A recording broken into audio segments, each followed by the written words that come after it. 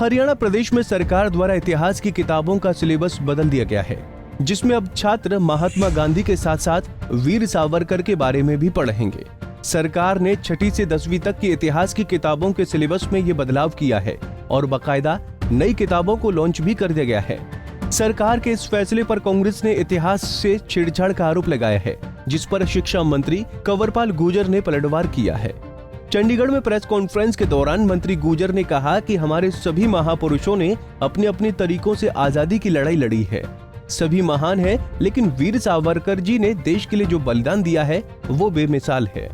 देखिए, वीर सावरकर के बारे में अभी पढ़ाया जा रहा है, ऐसा नहीं, वीर सावरकर के बारे में पहले भी पढ़ाया जा रहा था और मैं पूरा उसके पक्ष में हूँ कि वीर सावरकर जी ने जो बलिदान देश के लिए दिया, जो संघर्ष देश के लिए किया, वो अपने आप में बेमिसाल है।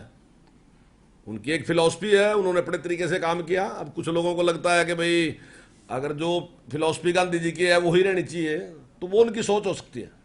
जो देश की लड़ाई लड़ने वाले लोग थे उनकी अलग अलग थी। अगर क्रांतिकारियों की हम लें तो क्रांतिकारियों की अलग सोच थी, महात्मा गांधी जी की अलग सोच थी, वीर सावरकर जी की अलग सोच थी, लेकिन सभी महापुरुष देश की आज़ादी के लिए ही लड़ाई लड़ रहे थे।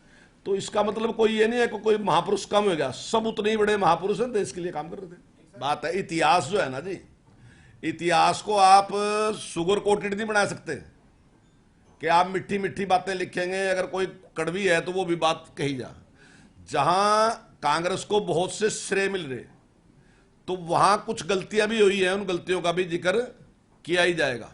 वहीं अगर हम 562 रियासतों का जिक्र कर रहे हैं कि जिस कुशलता के साथ सरदार पटेल ने उनका विलय किया वो अपने आप में बेमिसाल है, तो वो भी कांग्रेस के ही नेता थे, इसी देश के उप प्रधानमंत्री थे। लेकिन अगर देश का विभाजन स्वीकार किया गया तो वो भी एक बड़ी गलती थी, तो उसमें भी जिक्र निश्चित तौर से होगा।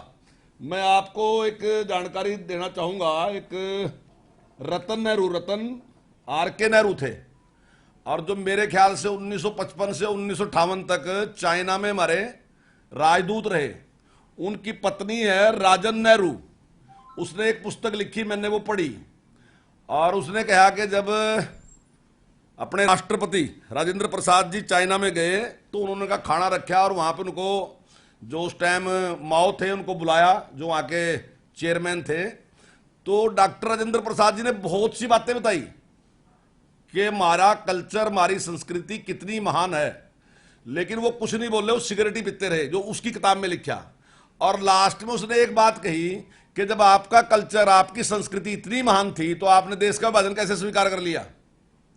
और उसने कहा, माओ ने, अगर आपकी जगह में होता तो मैं कभी भी इस विभाजन को स्वीकार नहीं करता। ये राजन नेहरू लिख रही, रतन नेहरू की पत्नी है, नेहरू जी के खानदान से ही है, तो वो लिख रही है। अगर आपने महाभारत देखा होगा तो महाभारत में जब युद्ध समाप्त हो जा, युद्ध समाप्त होने के बाद युधिष्ठिर भीष्म पितामह जी के पास जा और उससे कहें कि हमें कोई ज्ञान दो, क्योंकि अब राज हमने चलाना। तो भीष्म पितामह भी एक ही बात कहें, बात तो और भी कहें, तो ये बात उसको कहें कि कभी भी देश के विभाजन को स्वीकार ना करना, परिस्थितियां कुछ भी हों। अगर परिस्थितियां ऐसी लगती है कि हाथ से निकलने लग रही तो फिर कुरुक्षेत्र में आ जियो।